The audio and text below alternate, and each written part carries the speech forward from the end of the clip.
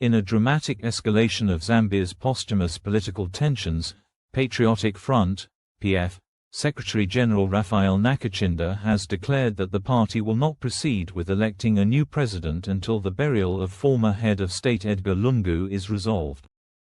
Speaking with unmistakable defiance, Nakachinda emphasized that the PF is prepared to forego participation in the 2026 general elections if the deadlock over Lungu's final resting place remains unresolved. This statement, delivered with emotional intensity, underscores the depth of the crisis gripping Zambia's political landscape and reveals the symbolic weight Lungu continues to carry within his party, even after death.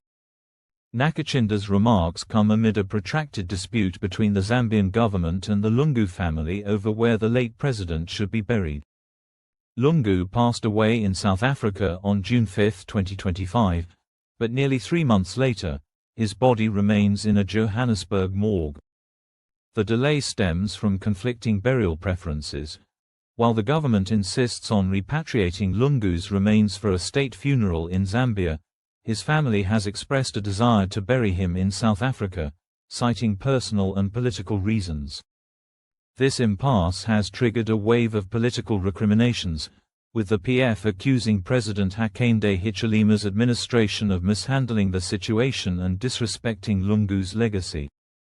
Nakachinda's declaration is more than a symbolic protest. It is a strategic maneuver that reframes the PF's internal leadership vacuum as a moral stand. By linking the party's presidential succession to Lungu's burial, Nakachinda positions the PF as a loyalist movement unwilling to move forward until its founding figure is honored appropriately. This rhetoric taps into the emotional resonance of mourning and national memory, transforming a logistical dispute into a political litmus test.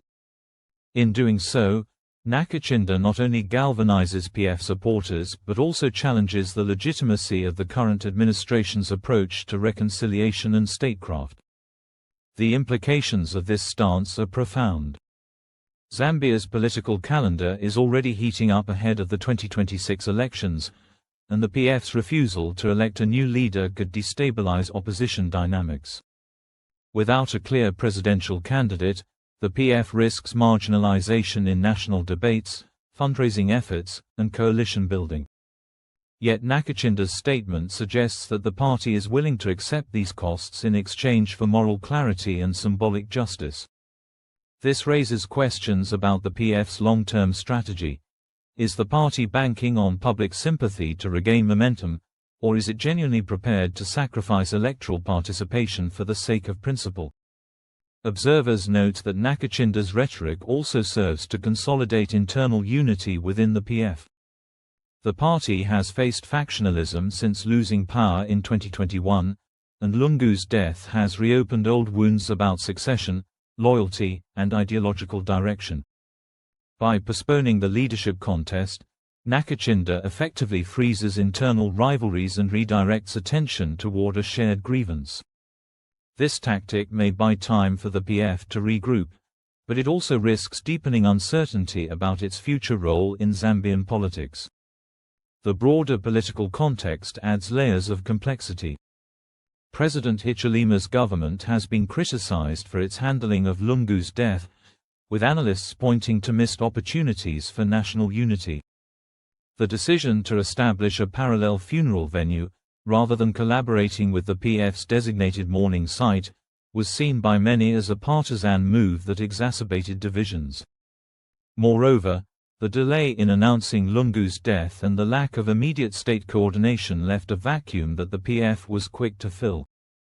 These missteps have fueled perceptions of disrespect and have given the opposition a potent narrative of victimization. Nakachinda's statement also reflects the emotional and symbolic power of funerary politics in Zambia.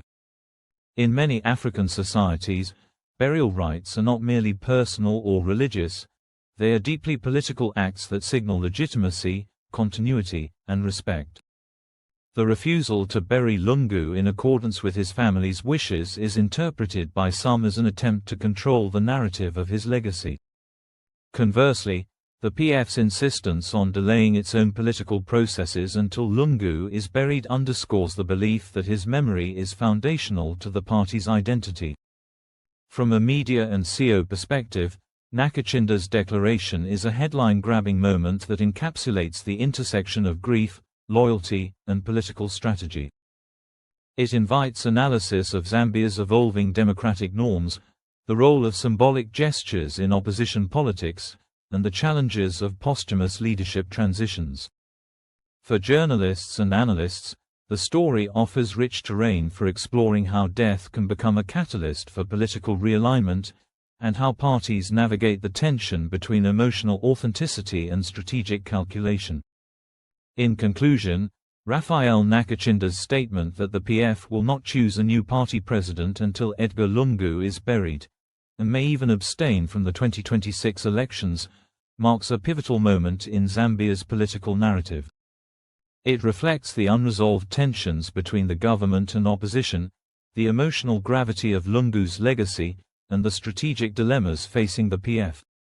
Whether this stance will translate into political gains or electoral setbacks remains to be seen, but it undeniably reshapes the discourse around leadership, loyalty, and legitimacy in Zambia's democratic journey.